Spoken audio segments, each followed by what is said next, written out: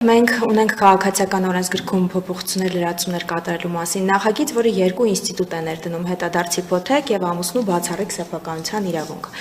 Ինչ են սրանք իրենցից ներկայացնում։ Սկսեմ հետադարձ հիփոթեկից։ Հետադարձ հիփոթեկը վարկային նոր պայմանագրի տեսակ է, որը ունի կոնկրետ հստակ սուբյեկտային շրջանակ եւ հստակ կարգավորումներ օրենսդրությամբ նախատեսված, որոնք ընդունվելու պարագայում կլինեն հետեւյալը։ Կենսաթոշակային տարիքի հասած քաղաքացիները, եթե կունենան սեփականության իրավունքով իրենց պատկանող բնակելի նշանակության շինություն, դա կլինի բնակարան, բնակելի տուն, ամառանոց եւ այլն, եւ ցանկություն կունենան ստանալու վարկավորում, եւ այդ վարկավորումը պետք է տրամադրվի բանկի կամ վարկային կազմակերպության կողմից, կկարողանան իրենց սեփականության իրավունքով պատկանող գույքը գրավադրել ի ապահովումն իրենց մոտ առաջացող կուտակվող պարտավորությունների բանկի դիմաց եւ կենթանության օրոք պարբերական վճարումներ ստանալ բանկից կամ վարկային կազմակերպությունից, որոնք մարելու պարտավորություն կենթանության օրոք չեն ունենա։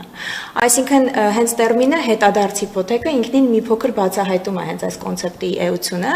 եթե գործող կարգավորումներով, օրինակ վարկային պայմանագիր կնքելիս եւ որևիցե գույք գրավադրելիս քաղաքացին յուրաքանչյուր ամիս պարտավորվում է որոշակի վճարումներ կատարել բանկին, դա կլինի տոկոսների մարումը, դա կլինի մայր գումարի մարումը, ապա այս դեպքում ամբողջ պարտավորությունները սկսելու են, այսպես ասած, մարվել միայն քաղաքացու մահից հետո։ Ինչ վերաբերում է ամուսնու բացառիկ սեփականության իրավունքին, մենք գիտենք, որ ամուսինների ձեռք բերված գույքը նրանց ամուսնության ընթացքում համարվում է վերջիններիս ընդհանուր համատեղ սեփականության իրավունքը, անկախ այն հանգամանքից, թե կոնկրետ ով է դա ձեռք բերել կամ ում անունն է նշված, օրինակ սեփականության վկայականում։ Դա ամրագրված է օրենքով։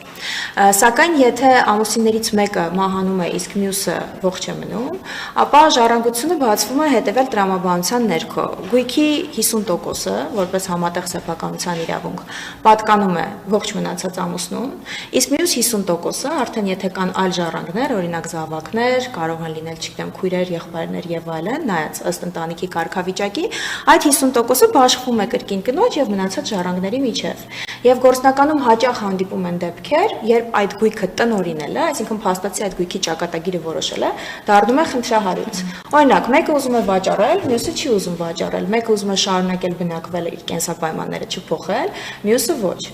Եվ մենք ամրագրել ենք, որ եթե ամուսինները ցանկություն ունենան, սա եւս պարտադիր պահանջ չէ, կարող են դիմել կադաստրի կոմիտե եւ տալ այդ անշարժ գույքին այս բացառիկ ամուսնու սեփականության իրավունքի կարգավիճակը, ինչը կնշանակի, որ եթե ամուսիններից մեկը մահանում է, գույքը մինչեւ մյուս ամուսնու մահը ամբողջությամբ անցնում է ի սեփականություն ողջ մնացած ամուսնուն։ Եվ նոր վերջինիս մահից հետո այդ գույքը, անշարժ գույքի մասն է խոսքը, կարող է ներգրավել ժառանգության զանգվածի մեջ եւ բացվել այն նույն տրամաբանությամբ, իշ տրամաբանությամբ, որ օրենքը սահմանում էր։ Շատ լավ։ Երբ այս նախագիծը քննարկվում էր, հիմնական մտահոգություններն այն էին, որ թոշակառուները ռիսկի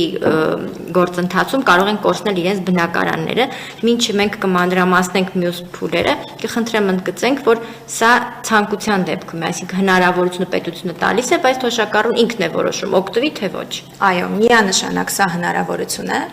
այսինքն մենք սեփականություն ունեցող քաղաքացիներին տալիս ենք եւս մեկ հնարավորություն, ընտրություն, եթե կա նման ցանկություն, դառնալ պայմանագրի կողմ, կնքել հետադարձ հիփոթեկի վարկային պայմանագիր եւ գրավադրել իրենց սեփականության իրավունքով պատկանող գույքը։ Գլոբալ, եթե ավելի պատկերավոր փորձեմ ներկայացնել ինչի մասին է նախագիծը եւ ինչ հնարավորություն է տալու մեր քաղաքացիներին, սա լինելու է լրացուցիչ եկամուտի աղբյուր, պարբերական վճարումների տեսքով, ստաբիլ վճարումների տեսքով, քաղաքացին չի կորցնելու իր բնակության վայրը, այսինքն այսօրվա գործող կարգավորումներով, եթե անձը ուզում է իր անշարժ գույքը վերածել եկամտի դրամայնացնել, ապա նա ունի մի քանի տարբերակ, որոնցից բոլորը նշանակում են, որ քաղաքացին այդ վայրում այլևս չի բնակվելու։